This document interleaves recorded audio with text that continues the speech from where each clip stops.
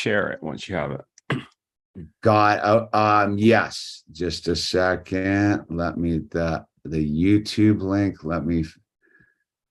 Hello, everybody. The delay starts early, and we're here with Stuart J. Hooper for the Geopolitical Illusion, where we're going to get into what's going on out there. Yes, just hold on, and then boom. Here's the link. Copy. All right. And Deep State is currently trending on Twitter. Oh man, they're making their moves. I mean, they are making moves, man. Let me see. How do I never, is it share screen? Is that the one where I can text you? Nope, that's not it. I think it's just a chat.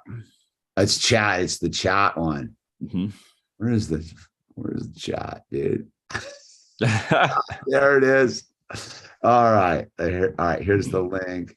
Paste. Return.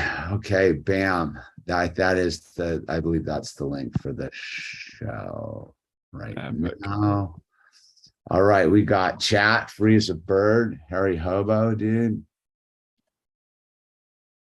And so we're here with Stuart, man. How you doing, my brother? Yeah, pretty good. We're halfway through the semester over here already in Oklahoma.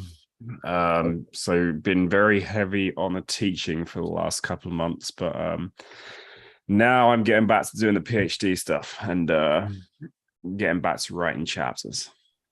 Well, it's a good time to be doing the PhD stuff about the New World Order and their arms shipment and then shipments, mm-hmm. Military industrial complex. Mm-hmm.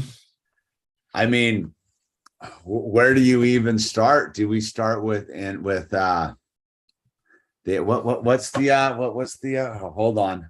I have it. That thing that I thought was pretty interesting in the last 48 hours was the ASML recalling all their employees from China. You catch that? I don't think the what recalling all their employees. So the ASML is like the big high-end semiconductor chip manufacturers over in China, and apparently the drooling invalid in the White House has doing more sanctions or whatever against the Chinese, and so here it is. It's Dutch firm said in a memo that U.S. staff, including American citizen green card holders and foreign nationals living living in the U.S. are prohibited from providing certain services to advanced fabricators in China. ASML's U.S. employees must refrain from either directly or indirectly servicing, shipping, or providing support for any customers in China until further notice. So apparently it's part of those rules that the U.S. government enacted sweeping rules that aim to cut off China from key chip and semiconductor manufacturing. I believe it was an executive order put out in the last 3 days.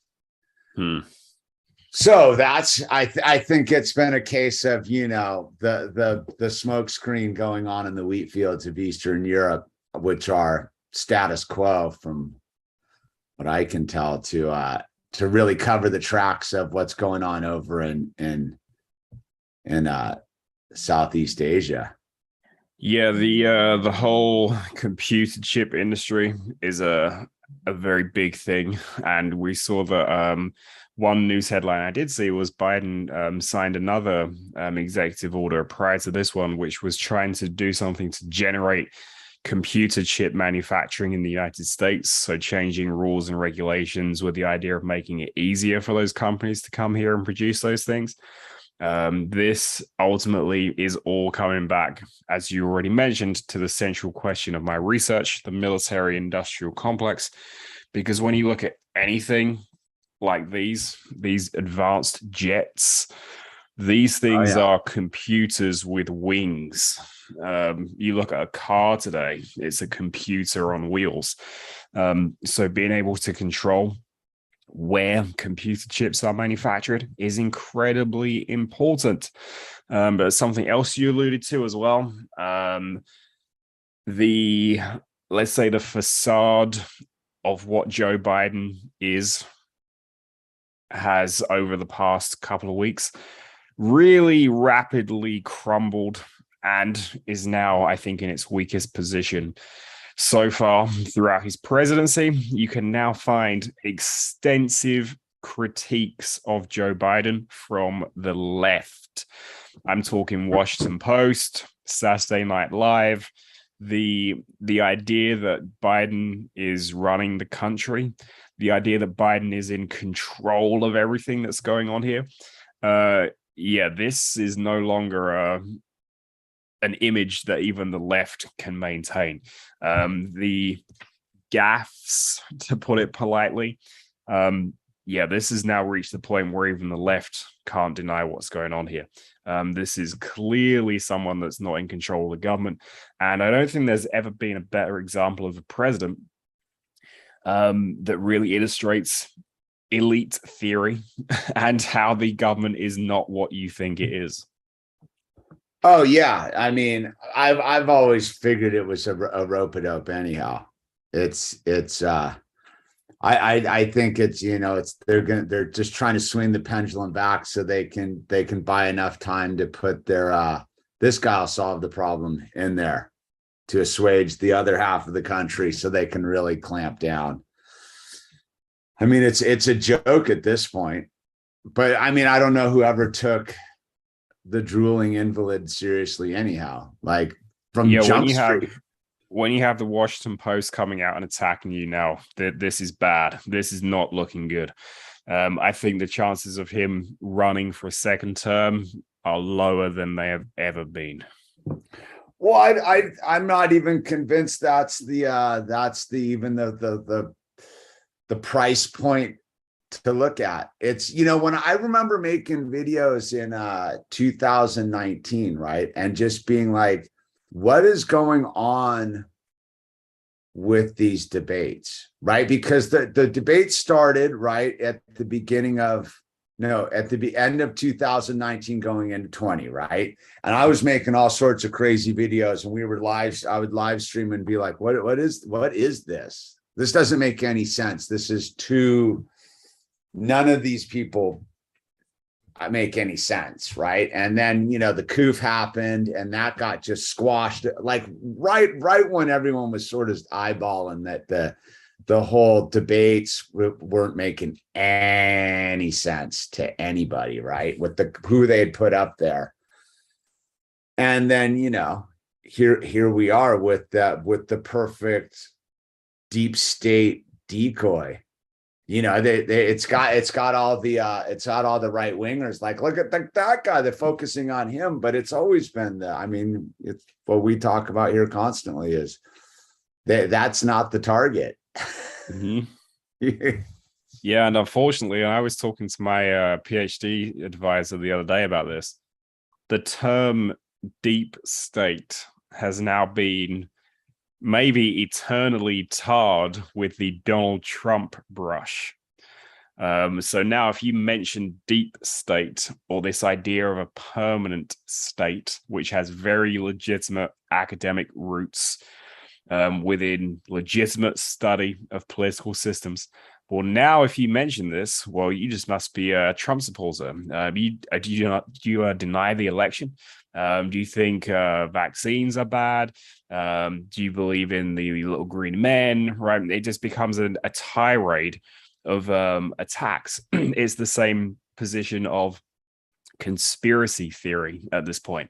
This label that is slapped onto anyone and everyone that basically doesn't align with the mainstream view of reality. If you now stray outside of that, not only are you an ideological enemy, but you are becoming really persona non grata in society on a lot of levels. And we see this with deplatforming, debanking, all of this sort of stuff, that is really social credit score light.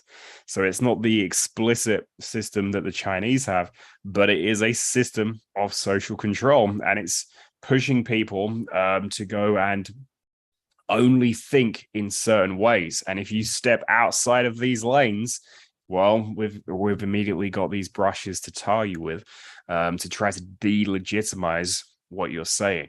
But yeah, my PhD advisor, he's a very, very, very respected academic. He's probably Britain's #1 expert in American foreign policy, and he agreed, right? He agreed with me that yeah, this is a problem, because this is a legitimate way of looking at the world. And now it's being construed as just nonsense, as just, well, you're a Trump supporter or you're a conspiracy theorist. When in actual fact, when you allow that to happen, well, maybe you're going to be letting these uncontrolled, unaccountable interests of both political and corporate, and I suppose even military varieties now get away with murder. And I was going through a government document earlier on a report that's looking at the development of the B-21 Raider, which is going to be the big brother of the B-2 bomber, the big wing like aircraft, the big stealth bomber that everybody knows and has seen. Well, the B-2 Raider is going to be the like I said, the next step up from that. And in that document, they talk about whether or not the current structure of rules on what is top secret allows an adequate amount of accountability. And of course, they kind of hint at, well, it probably doesn't, but they don't say that Congress has to do anything to change that either. So yeah, we've got a whole lot of problems here with accountability, legitimacy, who's really in control of government. I have classes full of students that have never voted and don't really think that they should vote. They don't feel like their vote matters. And we have to be able to offer those people an answer to it. And if the only answer that you can offer is immediately tarred with conspiracy theory, well, that doesn't do us any good.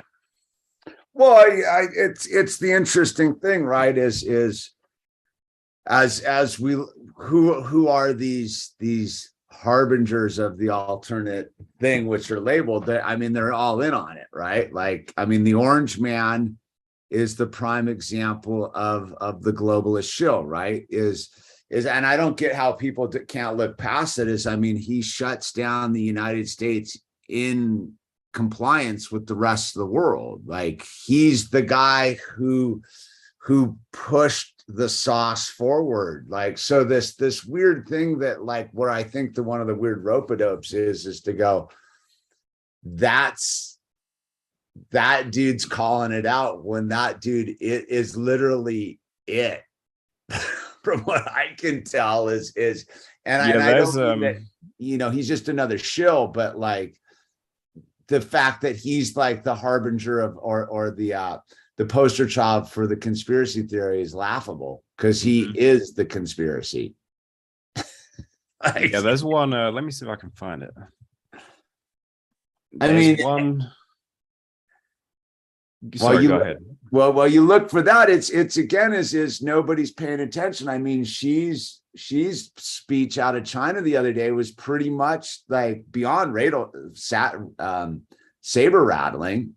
I mean, they're going to continue with the COVID zero. They're done with Hong Kong. Where'd Hong Kong go? They've got full, and they're coming for Taiwan. And I think that, you know, when you look at the drooling old guy is he's giving them Taiwan. That's what that's where the little smokescreen push is. Well, we're going to recall ours to give them the impetus to take the semiconductors, while it looks like we're doing, you know, building America back better with our own semiconductor chips. Like, that's all the globalist rope-a-dope going on and right in front of our eyes. Like, I will like say there is no such thing as America anymore, except as the corporation on the piece of paper. Like, the state that we as citizens used to fictionalize is gone, man. Like we're part of the global homogeny, or we're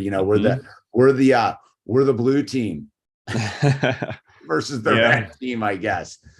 But there was a study, I can't find it, by a couple of Dutch academics, and they looked at the Trump administration and essentially said that, yeah, this looks very different in terms of the people that are in it and how it interacts with the world and how it talks about the world is very different to what has come previously. But what it actually has done is not too different at all. It mainly maintained the structure of foreign policy interests as they already existed, and didn't really do much to the contrary, unfortunately. So yeah, that's kind of that's a big issue. And in terms of the state of America, yeah, I came to the US as this shining star up on the hill, right? As everybody kind of views it from an international perspective. And then you get here and yeah, it's very clear that there are a lot of issues, a lot of issues, especially if you go to any big city. You go to any big city, what are you going to see lining the streets of major intersections? Homeless camps. This is honestly unbelievable. There are lots of videos that I'm seeing on Twitter also now of people doing drive-throughs of major cities like Los Angeles, right? I don't know how far you are from Los Angeles now. Not far I've been enough. there a couple of times, and yeah, this is very evident that there's a massive problem with homelessness. And just to bring it back then to something that I mentioned, that B-21 Raider, right? This brand new top-of-the-line nuclear stealth bomber, which can be also flown unmanned, apparently. So that's great. The autonomous nuclear aircraft right around the corner. They cost $550 million each. So you're telling me we can, and they want to get 100 of them. So you're telling me we can spend $550 million on each of 100 of these B-21 Raiders, while you have homeless people lining the streets by the hundreds of thousands. That this should be a national scandal. Well, I mean, I take it from a on a spiritual level, absolutely.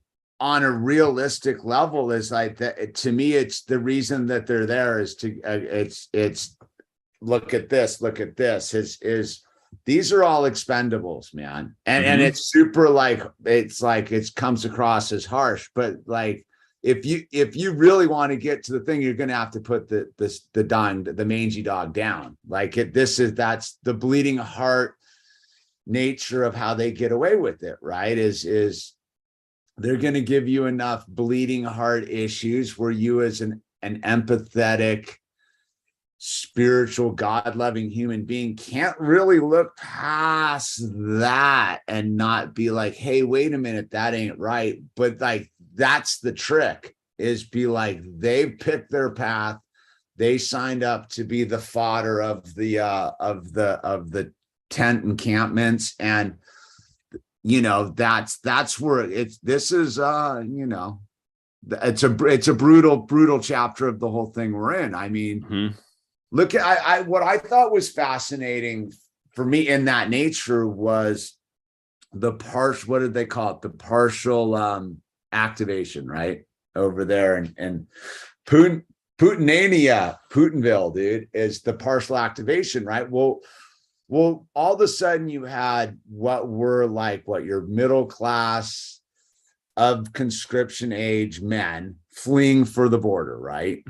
And going to the border, and all of a sudden kind of doing what the so when Putin comes out, it's like, oh, we made some mistakes. That's to placate people. That was a deliberate, let's see who moves and get all their IDs, because no one went through those border checkpoints without having their ID read by some process on the border. So I think what the inadvertent thing is, they just found 140,000 conscription age men that they can now know who you are, go to and those are the same people that turned a blind eye to it.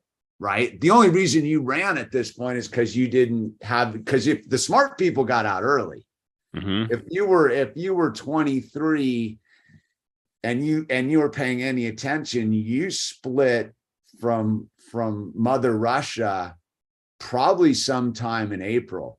April, May, you were like, I better start like getting out of here, dude. Like it's coming.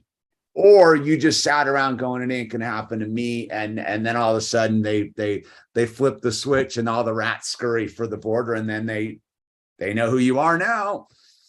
Yeah, and that whole process has been a real mess. I'm sure you've seen the videos of in the poorer rural areas of Russia, lots of very angry people storming into the offices of the local recruiters, some recruiters being shot in their offices. And you probably saw the military base that was attacked from the inside. I think that was just yesterday. This was 2 people that they had apparently recruited, and they went there and they said, well, let's go out with a bang. And then go out with a bang they did. They killed about, I think, 11 people, injured about 15 others. Then they got killed themselves. But yeah, this is becoming a really, really bad move within Russia, because you have to remember. I don't know if I buy that. I look at Russia and I go, how many people they throw in the meat grinder of Stalingrad in Ukraine the first round? Like there's not that same. It goes to my basic premise when this all started is I think we do view Russia or that whole zone over there with our Western eye, and not realize that what it would look like a problem to us is I've figured those dudes have factored it all in. I think it's a giant rope-a-dope going on over there. Like, I think the difference between then and now is now there's a clear alternative way of living and doing life, and it's easier to get out of Russia than ever before as well, in terms of how easy international travel is and things like this. But yeah, you have to remember that even authoritarian regimes need domestic support.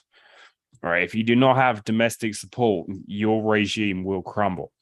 How does Saudi Arabia, a theocracy, complete authoritarian state, get its citizens to be so obedient? Well, it can provide them tons of free stuff because it pumps money out of the ground, right? It pumps black gold out of the ground, which it can then sell.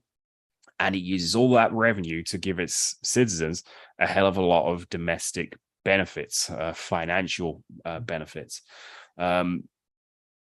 Russia and Putin's government is shifting into a position of where its domestic population are seeing far less benefits and far more problems. And in terms of how secure his position of leadership is, I'm not sure. I'm not sure if anyone's really sure on that question. But I think in terms of domestic Russian politics, it's probably fair to say that the Western world has a better grip and understanding on this than they would ever admit to, thanks to all of the different ways they will be actively hacking and infiltrating their systems and circuits. And they will have an ear to the ground, let's say, within Russia. What that actually plays out as in the real world, I think that's to be seen. I think you could have made that argument maybe a decade ago. But I think if you look at Iran, right, like they've been trying to do that cyber music infiltration into the youth of Iran now for what, 20 years, 20 plus, as long as they've had these things, this social connectivity via the internet going on, and the back channels and the VPNs and all that stuff. And they can't get it going because there's just enough gatekeepers, right, at in these things, which are parents and the dude who owns the truck stop down the street and the gas station attendant, to be like, dude, we're not going there, because you know what? dead is dead. I think that there's a weird thing with that, is that the flip side of all of this too is that there's a heightened awareness that like you're expendable. I think that maybe at the beginning of the technology thing, when they, when you look at what they did in the big, Obama's big Arab Spring thing, I think that you had that was the window, and they shook it all up. But I think a lot of people took a lens back and was like, well, there's interventionism again.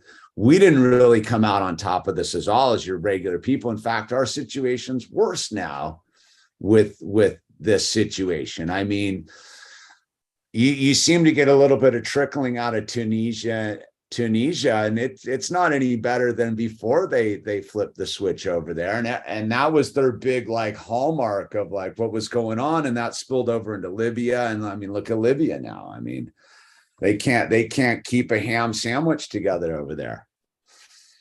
Yeah, exactly. Did you see this clip from let me find his specific name. He is the current foreign policy head of the European Union. He said, Europe is a garden, the rest of the world is a jungle, and the jungle could invade the garden. Europeans have to be much more engaged with the rest of the world, otherwise the rest of the world will invade us.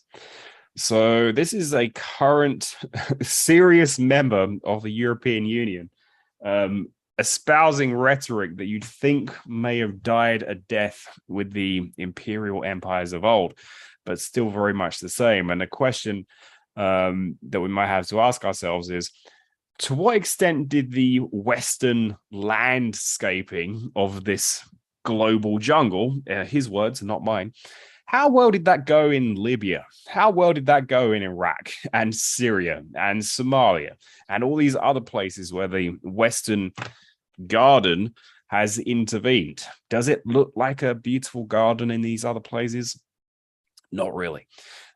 Far from it. If you look at Iraq now, Iraq is in a state of complete chaos once again. Warring factions, Iran openly intervening, and the rise of Iran in the Middle East, which may be steadily crumbling now with the current uprisings and revolutions that are kicking off again. That was really enabled by what the Western world did. So they went in and they toppled Saddam Hussein and created a power vacuum that the Iranians could feel. And they started to send in militias and military leaders, special forces into Iraq, and they started to make gains in Iraq. So overall, this militaristic foreign policy position that the Western world has been a complete disaster. And yet we still have these so-called leaders pushing exactly the same thing. But that's why I guess that's why I think that this isn't a disaster from their perspective. I think this is exactly what they've been trying to do.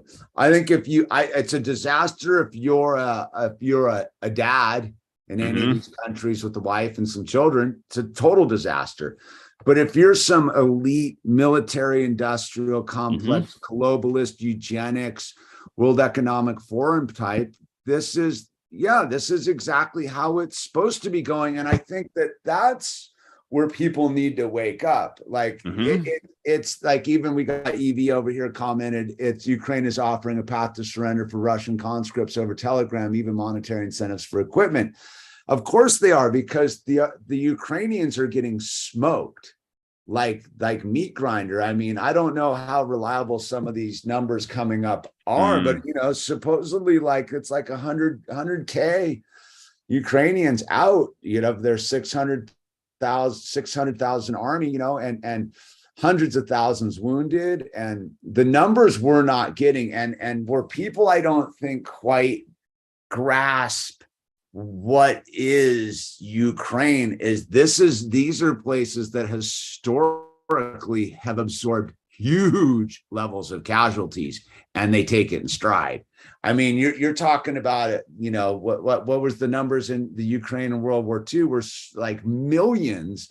So them sucking up 100,000 carcasses of people that aren't in coffee shops in Lviv or Kyiv or Kiev or whatever it is. These aren't coffee shop people. These are people that aren't in the United States of America, that don't have Social Security numbers. Like, I think there's a weird Western mindset that most people are documented like they are in America. Like, most people in America have a Social Security number, a birth certificate. They're in the database. They can go to the DMV. Everybody's got a driver's license. That I would argue to say that you go into some of these rural villages out there in eastern Ukraine or middle of Ukraine, and you probably have 30% of the population that isn't documented on any level, dude, that maybe their only documentation is a cell phone that they went and signed up for, you know? So when we get these numbers of like, whoa, like I bet they're all burying the numbers, dude, out there. And I bet if you found out what the real numbers were, you would be like, whoa, that's a lot of dead dudes. Yeah, my conservative estimate, I reckon, and again, it's judging from, like you said, it's really just a guess, but you're looking at what both sides are putting out, the Russians and the Ukrainians. I reckon it's fair to say both of them have lost each somewhere in the region of 50 to 100,000. I think that's probably fair to say at this point. Both of them have lost somewhere in there. One of them is probably a couple tens of thousands more than the other, but it's still a disaster on either side. And the point that you said that was so important, this is the point that I make in every single video that I put out on my YouTube channel, which, a quick plug, need as many new subscribers as possible over there. I'm now, I think, over 3,300. Good for you. To hit 4,000 by the end of the year. That's kind of the target. So yeah, come over. Need new subscribers, new viewers, and thank you all for watching here. The point you made that's so important that I reiterate in every single one of those videos, the only group on our planet that benefits from this is the military industrial complex, the vested set of interests in the continuation of war and violence, the arms manufacturers, the arms merchants, or as they were called by a very accurate study back in the 1930s, the merchants of death. These people in Ukraine have found their new Afghanistan. So Afghanistan came crumbling to an end, and we've got kind of a year gap between then and here. And they're looking at this and thinking, well, do we actually want to push Zelensky to open up talks? Should we be doing that or should we not? And I heard something interesting. I didn't actually go and check it and confirm it. But apparently, you remember at the start of the conflict, Zelensky and his advisors, or his group of advisors, they were meeting with groups of Russians right on the border of Belarus. And apparently, pretty soon after that, Boris Johnson flies over from the UK, and all of those talks suddenly stop. Sure. Now, I have not confirmed that, but I would believe it. And it would be easy to go and confirm it by looking at timelines and things. But, well, if that is the case, let's hold that it is true. Well, who does Boris Johnson represent? He represents this military-industrial complex. This is the central argument of my PhD, that these are not domestic governments, that these are not democracies, that they don't represent us. They are the tools of transnational elites, transnational corporations, transnational arms companies. And these arms companies, as I'm researching them, they all brag on their websites that they are transnational companies. They say, yeah, we're based in the US, but we work in all these other countries too. And we want to spread our technologies everywhere. And we want to bring everyone into this one conglomeration of global military power. like NATO, like the Five Eyes intelligence alliance, and all these sorts of things. But yeah, this is the central issue. Unless you work in the military industrial complex, you work at Lockheed Martin or Northrop Grumman or Boeing, or unless you're a shareholder in any of these companies, you do not win in this conflict. Ukrainians are not winning. Russians are not winning. The world is not winning.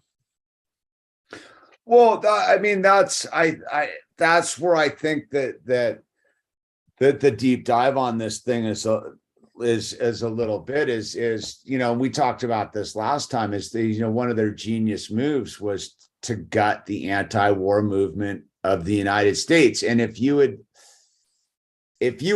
told me how they were going to go about doing that, I would have been like, that's pretty wild. Like, that's pretty wild how they're going to do it. But they sure as enough have done it. They've gotten what was formerly the anti-war movement of the United States to go woke and then be pro-war. It's like there's murmurings in the ranks, though, which is interesting. Like, they had that the gal at Harvard get protested in her classroom, and then you had those. That one I don't think I saw. The AOC one I definitely saw. What was the Harvard AOC one?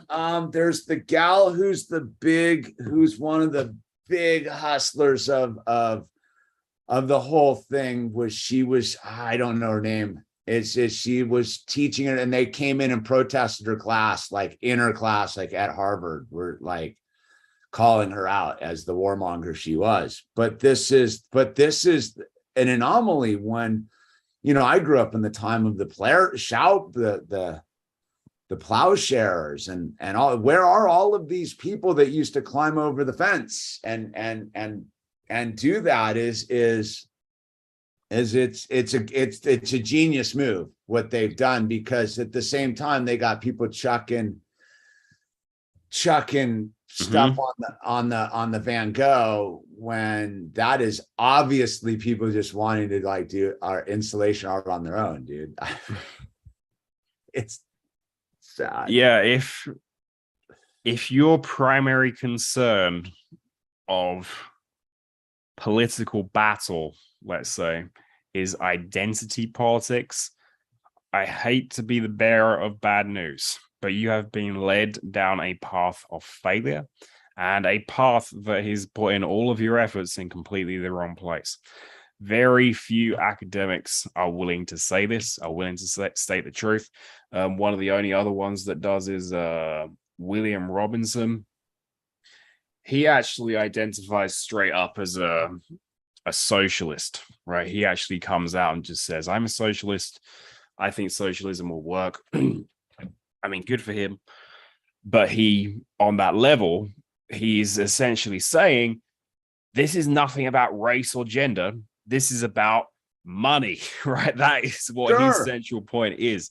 And yeah, I'm with him to an extent, but I go further and say, well, it's not just money, it's other things as well.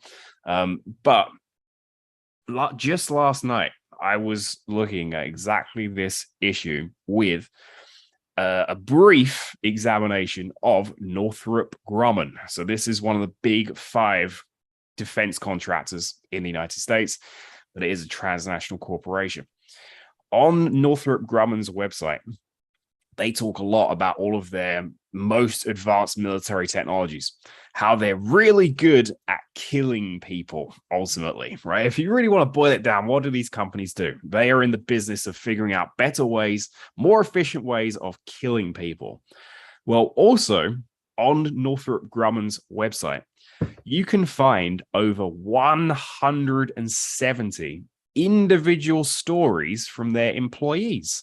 And they're talking about life at Northrop Grumman and how great of a place this is to work. And they, quote, are able to share their cultures and traditions while meeting co-workers with diverse backgrounds. And Northrop Grumman was also, believe it or not, the first ever aerospace and defense company to march in the San Diego LGBT Pride Parade. Now, how do we square any of that with the fact that this is a company that is in the business of killing people. This is the ultimate example of the failure of identity politics. It doesn't get any more extreme than this. Well, I mean that's what we're up against. I mean, it's deep. It is deep, and again, the genius of it all is, this is all organized, like the whole group think, Edward Bernays, all of this stuff, and you get to the core of it, and it's a giant hustle if you're not willing to break out of your own restraints, right? Like, yeah, like they've got you, like that again is what sort of empathetic human being isn't in support of other people not having to struggle with their own mental illness, let's say, right? Well, you got to chuck them aside too on this one, because at the end of the day they've just put fodder in front of all of us, dude. And yeah, you're going to have to look past the redwood trees for a second to get to the thing. And, ultimately at the end of the day, it does, there is a simple solution, but down here on the terrestrial level is like, yeah, there's they got it pretty hemmed up. And also on the environmental point that you make, all of these major military industrial complex members, they all have segments of their website where they talk about corporate social responsibility. Oh yeah. Or I think it used to be called, that's what it used to be called, CSR. I think it's now ESG, environmental and social grade, I think, but it's essentially the same thing. And in these sections, they're boasting about how much they love the environment, how much they believe in climate change, how much that they want to do to try to change the world and produce a better world for humans to live in, and how they really care about the environmental movement at the same time as developing weapons that literally destroy the earth. And there are some studies out there, and Abby Martin is really big on this, that show that the Pentagon is probably the biggest polluter on the planet. Guaranteed. No doubt about it. If you're going to go down that, again, they somehow have gotten the biggest opposition to it to co-sign it. Like it's as a person who has been, that's the irony of it all, is like, I would consider myself a huge lefty on like once upon a time. I'm hugely, but where they circumvented it all is if you mention climate change, you're not talking about the environment on any level. Like, you're not talking environmental issues, because and again, as a young person, I had to go through the rotation of it, right, to understand truly what it is. It's like, I remember I had this professor in college, and Dr. Faust, and I was taking environmental chemistry, one of the first environmental science programs at NAU, right? And his whole thing was like, you want to fix the environment, it's plastics. And that was such a whoa moment for me as a young, idealistic surfer guy, that tree hugger, and he went in great detail about energy usage and stabilized molecules, and the fact we can transition to recyclable molecules, and that we can do all of this and not damage anything. But it requires a committed effort to the system. And I remember six or 7 years ago, I was making videos about, the death of recycling, dude. And I was getting beat up. Like, people were like, dude, no. And I'm like, dude, it's pointless to recycle at this point. Like, they're not doing it anyhow. It's a big farce that it's all getting, and people were so mad. And now it's just commonplace. Like, yeah, the recycling's just in in name only because most people didn't go to college and study this stuff. Is like it's I did probably maybe a sixth of my bachelor's degree was environmental politics, and they make a big point in all of that these companies, they say they're doing all this stuff. Does it actually happen? In a lot of cases, no, it doesn't. The stuff doesn't get recycled. The trees don't get planted. Well, it's so. I mean, I can only speak from my own experience. I remember when I dropped out, I was sitting in the quad at NAU studying environmental sciences, and I was watching them plant perennials on campus, and I was like, why would you be doing that? We're supposedly some like environmentally sustainable campus and school. Why would you be planting perennials? Why wouldn't we be planting native pollinating? Yeah, this is in Arizona, 93, dude. And I was like, oh my God, it's a hustle. And I've spent my whole thing waking up to the hustle of the environmental movement and watching it be co-opted the entire way by the same thing. And I go talk to people about it. I go, look, if your number one environmental movement isn't stopping war on the face of this earth, then you're not an environmentalist. And then I go, but the only way you can stop war is uncovering interest-bearing currency in the banker financial institutions that power this whole machine. So the answer to the environmental movement is understanding interest-bearing currency. And it's just like, no, dude, we got to go. Like, and I'm like, dude, I was talking to people who are bigwigs. Like, I know some real like bigwig people. And I was like, dude, go, you can call the White House. You have that clout. You have that degree of separation where you could literally have a meeting with, and I go up, have a meeting with Trump right now. This was in 2019. I was like, call him up and go, dude, we want to save the pebble like Alaska. Like, go up there and dollars to cents that guy. He's a money guy, dude. Go and sell the environment to him.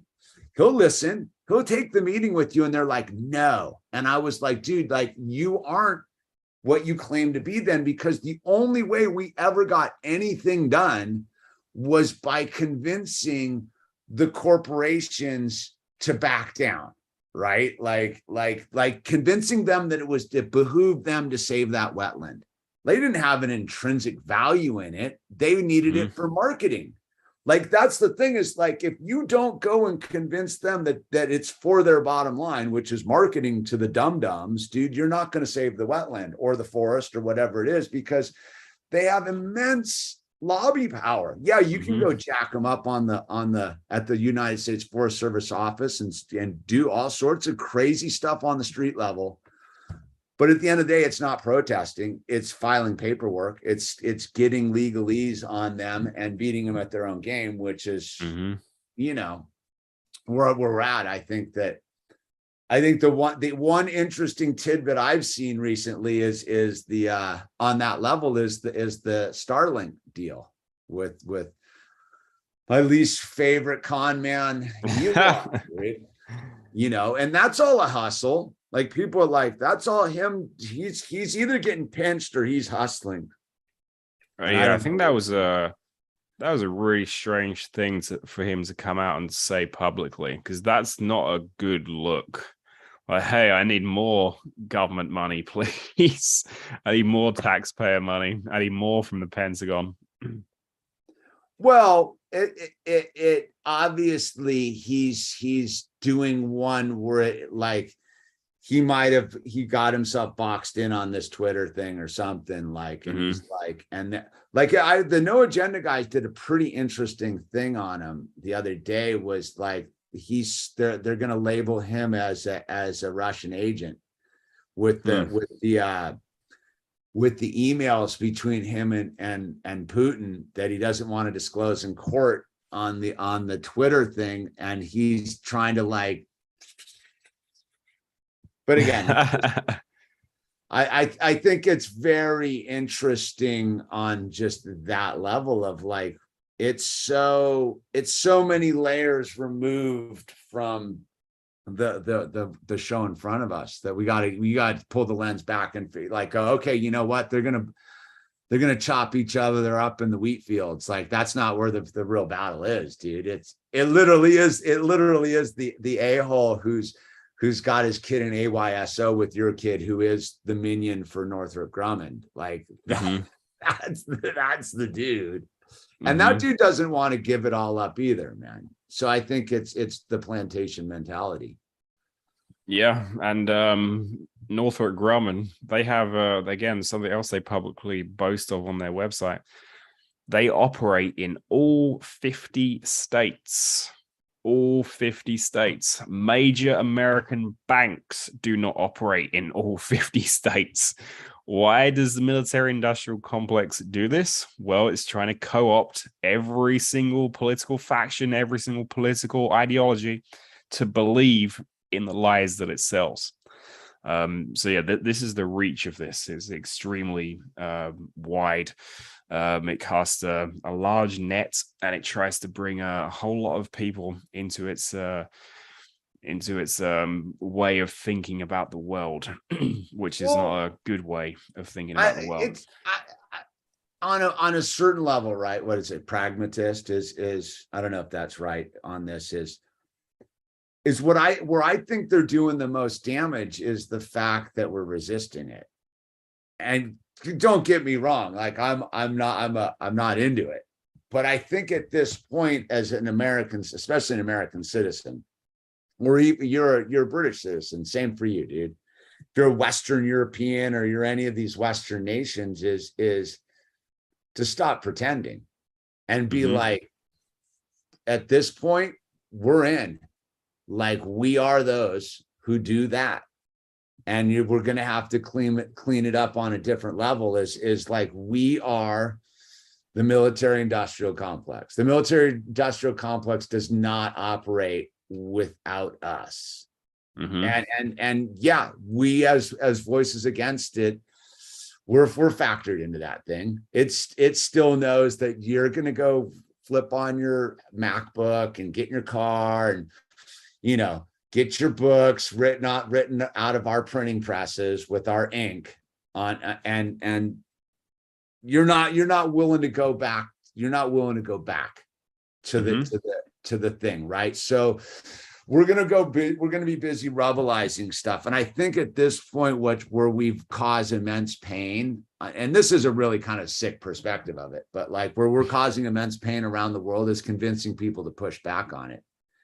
Is, I think if we let these dudes get in thing, they would collapse quicker.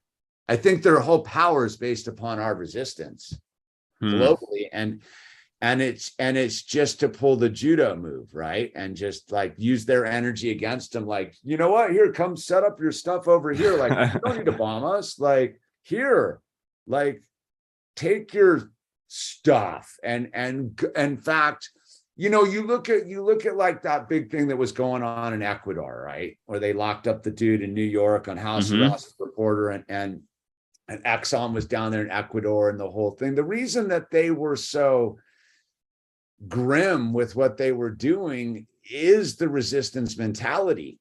Like, I think if we actually went in there and instead of like needing it to be so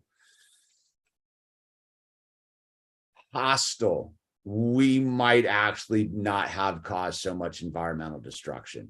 I think that ultimately leads to the inflated market, which incentivizes a dude to cut down the old growth tree over his property line in the national forest in Brazil, because he needs to clear the land, because ultimately they're like, we need these dudes to clear the land, but we can't go get the permits because the environmentalists will tell us we can't mine there for whatever it is. And then we'll call it deforestation, which is the cover story. So we'll blame it on this farmer dude. When I go, you know, you look at most of that stuff that was going on in the Amazon, you know, 5 years ago when the numbers were huge, that was all them burning it down for mineral mining. There wasn't some sort of global warming fire. It was literally like this weird trickery of using the environmentalists to resist, to provide plausible deniability. It's very, like, when you see it, you're like, oh. And and the reason I talk about this is I saw it in the Pacific Northwest when I was fighting to save the old growth. Is they had the loggers against the environmentalists, right? Loggers and the environmentalists are battling over some unit of forest.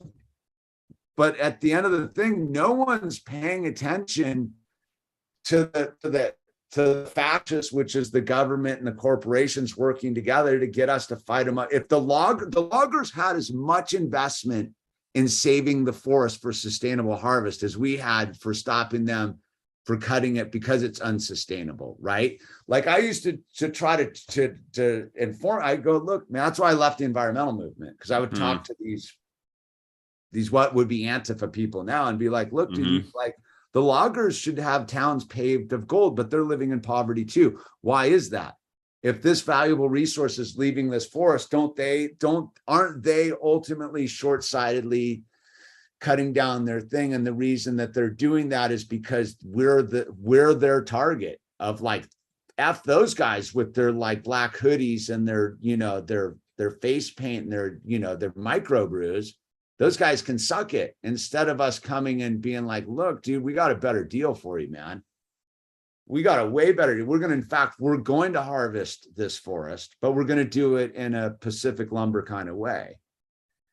And we don't need to destroy the entire watershed. That's how they got away with it in the forests, was they convinced people to fight as total opposition. Like, no, you can't cut down a single tree. And so when you lost that forest unit, everything went, instead of being like, look, dude, well, let's work together. You guys want to save this forest, like, and we want to get the lumber out of here, like, because we're both find our different value set, right? We find a different value set than they do, but we're both trying to sustain like a beneficial life for each of ourselves. So let's work together and let's get the fishermen downstream in on this, and the semiconductor plants in on this too, because they want the clean water. So it behooves us to get the semiconductor plants in the Pacific Northwest to lobby with the fishermen to save the clean drinking water, which means that the forest should be sustainably harvested. But the corporations are like, well, it's just easier to get the environmentalists to fight the loggers, and we don't even have to think about it because we'll just move on, dude. And that's what I see with the war machine too, is they did it in America with this Ukraine thing. It blows my mind. Yeah, and with the military, yes, there's a case to be made that you need a military. Yeah, there are forces in the world that can destroy other countries. It probably makes sense to have at least some defensive option available that you could operationalize when need be. You probably don't need to spend $550 million a piece on 100 aircraft. So it's all about nuance and moderation. But yeah, nuance and moderation sadly absent from American politics across the board. Well, but again, it's this weird thing. Is like, consumption's not the problem. Like this, I got a comment over here. Is like it's the consumption, we overconsume. The consumption's not the problem. It's how we go about making the things we consume, right? Like one of the more influential books I was given was a book from my grandfather that my mom gave me. It was like Designed to Fail. And it was the mentality, and it's the thing is consumerism isn't the problem. It's the fact that we're not consuming products that are meant to last, because we haven't invested ourselves into this thing, because we're based on a lack-based system. Like we're still there. Like our resistance to ourselves is where they're making their money. Like if we actually consumed in a responsible manner, then we would. That was like why recycling failed. Nobody wanted to wash out their plate.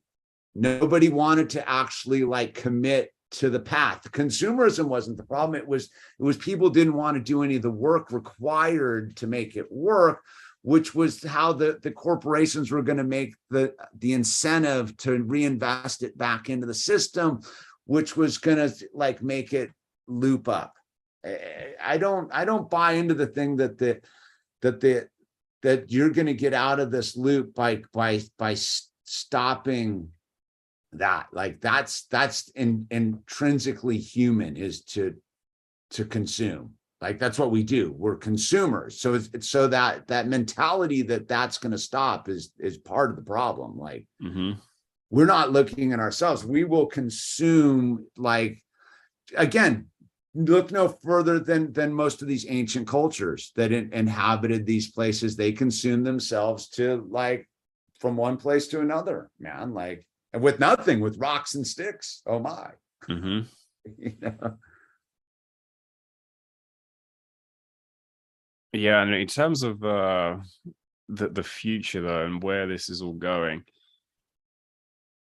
I don't know if I'm probably more pessimistic than ever. I used to be a very optimistic person, but then the more you read, the more you look into it, and the more you see the state of the world, and when you start to have these more nuanced thoughts like you're having, and how you really conceive of opposition, and is opposition even feasible, and does it ever achieve its goals? Yeah, you kind of just get into this position of almost like, well, we may be stuck here. We may be heading down a road that there might not be an exit ramp from this road. I mean, on the thing is I mean, it goes to my thing is like I'll at this point it's becoming clearer and clearer. I'm not wrong that there are no nukes. They would have used them by now. Like there's like the one trick they've got right over humanity is the fear of death, right? And that's why you're not going to get. That's why the Russians ain't going to like quit, and that's why no one's going to stand up to it, because like you only got one shot at this thing, you know. So I don't think that we need to be pessimistic, because that's based upon their model of what it is. I think that we have to be optimistic, and instead of fighting ourselves, we ultimately got to embrace what it is that we're doing here, you know, and that's where I think the rub is you have too many people that don't want to take 10 seconds to do anything. And that is, I think that gets baked into the plan too, is, you know, for those who want to do something, the world's our oyster. For those who don't, you can either plug into government cheese or you can become cricket food. This sounds somewhat familiar to a short speech that I end up giving all of my classes every semester. What do you want to do? Where are you heading? And this is kind of all on you, right? How much effort do you want to put in here? And what are you trying to achieve? What are you aiming for? Well, it really is this thing of, you know, how many different screwheads do you need? It's like this, right? It's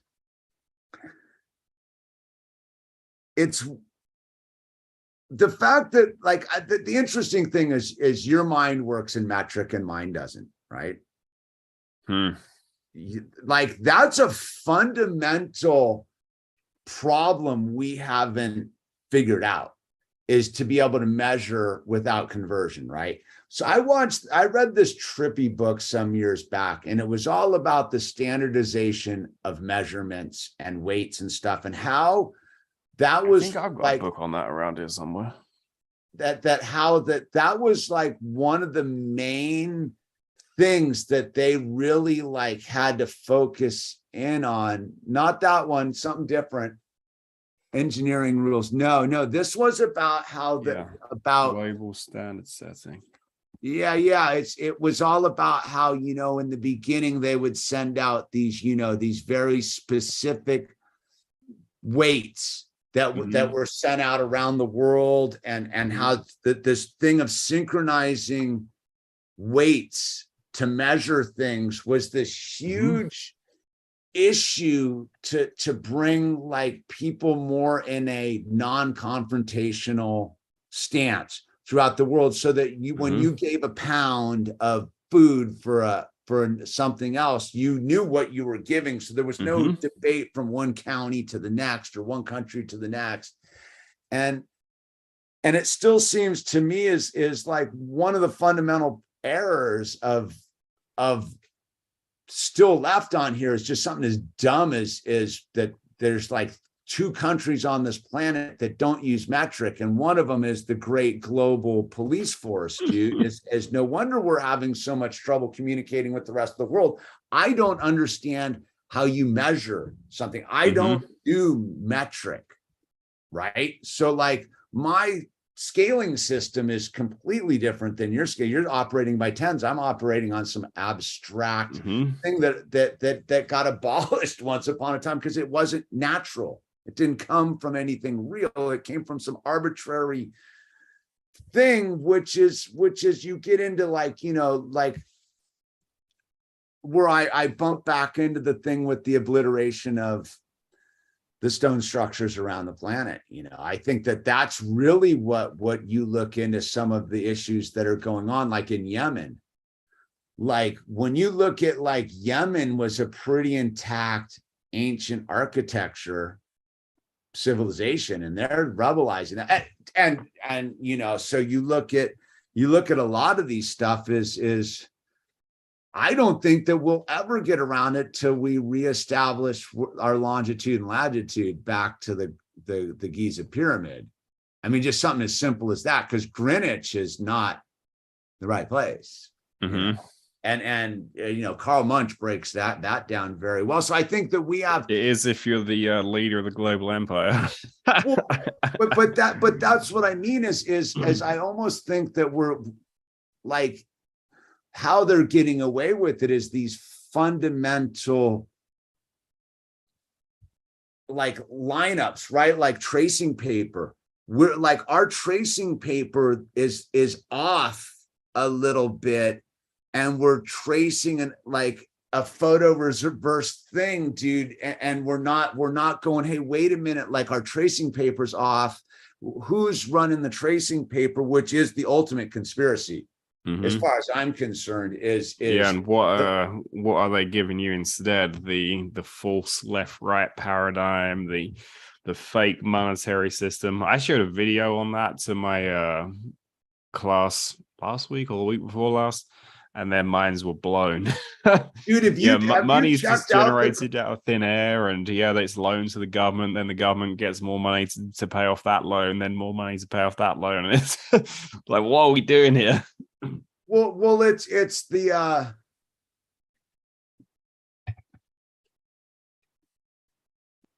yeah, Peter, that all makes sense if you're dialed in with the pyramid. Like again, is we're not that's what I'm getting at is have you got to almost do a deep dive on Karl Munch. Have you checked out the Karl Munch the code video? No, I don't think so. Oh, dude, I'll send that to you, dude. He basically gets into the Giza pyramid and starts crunching all the numbers with the Giza pyramid, which makes that like our math make more sense than metric. But it doesn't. Like what I'm getting at, Peter, is the world's in metric right now, so you can't even convert back because like you have conflicting concept. No one knows what a yardstick really is about. No one understands the measurements of the Giza pyramid and why everything's based upon that, and what that means for all the structures around the planet, which is where all the energy nodes on the planet are. And it goes round and round in that sense of like we've been denied the real knowledge. And that's what the military industrial complex, I believe, is running around doing, is they're destroying that. And we don't see what's going on. And they know exactly why. They like guaranteed the globalist warmongers in there know exactly why they started the war on the day they started the war, and had picked exactly where they were going to start the war and why it's going on where it's going on, and guaranteed it's got more to do with, you know, again, it's hard for me to say because I don't even know if I believe in it, planetary alignments and stuff like that, and where these things are as we rotate through the cosmos.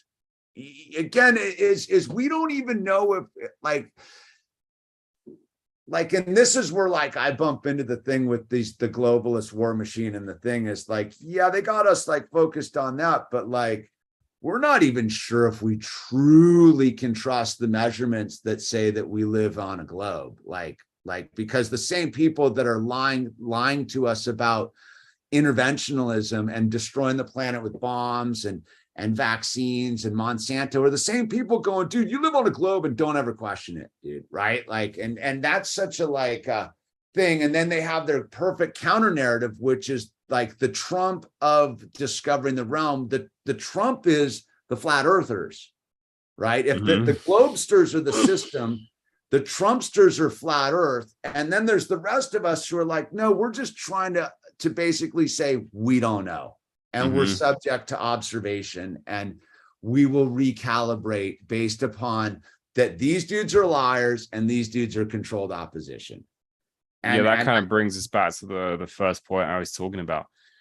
If you allow this label to be thrown around at will of conspiracy theorist or conspiracy theory, you end up losing a lot of critical thought and critical ideas, and ideas that go against the grain, which unfortunately for those in power, we do actually need. Julian Assange, excellent example of this. I wrote a paper on this. It's getting published in an academic journal, which I'm very happy about. They actually accepted it even without revisions as well. So apparently I made a very good argument. But the argument is essentially US government is pursuing Julian Assange and WikiLeaks because everything that entity ended up doing was call into question the ideological roots and the ideological foundations of what the war machine wants to do. And of course, when you do that, you become the target. Yeah, no, it's again, it's this weird thing where like, and if you're not a conspiracy theorist, well, then you're a national security threat, which is the one that they throw at Assange. Well, it's I don't even know if it's like I'm reading this person's comment right here. It's funny because they're the same one. The people who gave you birth, cooked you dinners and tucked you in, and I also say it's a glove. No, they don't. They're also the people that told me my date is the one that's printed on my birth certificate. They're also the one that had me give blood at my birth and broke the chain from my inception, right? Like, see, I go back to this thing of like, we don't even know when that we occurred, right? I have you checked, this is more into my other stuff, but like, like most people assume they live by their birthday, right? Not the day of the zygote, when the divine spark occurs. So there's a period where the egg and the zygote meet and the divine spark occurs and you are created. Wherever you believe with God or whatever, that's another conversation. But the thing that most people don't understand is that when you leave your mother's womb and you come out into this zone, you fall under maritime law because you are brought in on a contract. Like your birth certificate's a bill of lading. It's called birth because it's a maritime reality. And most this stuff is going way outside of my realm. But it's not. This is the true stuff that are covering up with their bombs and destruction and the whole thing. Is imagine that the reason they're getting away with it is because you don't know when you were conceived and you haven't reclaimed that metaphysical energy back from the corporation, which is the state, which is the government, which is these things, which is all being operated under corporate law, right? It's all operating under maritime law. The whole thing is a financial endeavor, right? Like when you talk about like the money going out, and these are all run under like legalese. And those who like, why do you think they're so pissed at Assange, dude? And these guys is because they kind of pop through the code a little bit, because at the end of the day is legally, like, why can't they kill Assange, dude? Right? They obviously can't do it that easily for some legalese thing. And so you look at Guantanamo Bay. Why is Guantanamo Bay where it is? And the legalese around it with what they can do down there, because it's not technically part of the United States and blah, blah, blah, blah, blah, blah. So when we get into these things is most people haven't even gone and explored their own beginning. Right? We're so consumed with our end, the bomb, the end of the planet, the destruction of the environment, the World Economic Forum. These people are going to collapse the globe on us. Instead of going and reclaiming our original 9 months of existence, and that's scientifically provable. That's why the abortion debate in America is such a catalyst. It's not about lives. It's about the legalese of the moment that the zygote occurs. The moment you become a living being, you gain inalienable rights from God because you're created in his image. But most people have given that 9 months to the government, to the corporations. Yeah, it's definitely something to think about and something to consider and explore, I think. Oh, dude, it's such a rabbit hole when you get into that, I believe.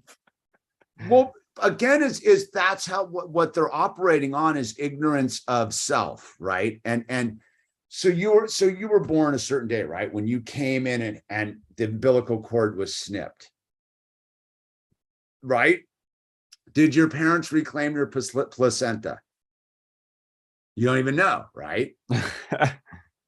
It's super important because that is the government took a piece of you and they have it. And that's what the birth certificates are all about. So when we had Owl, we reclaimed all that stuff. It was like a weird scene at the hospital, but we took we contained his whole body being.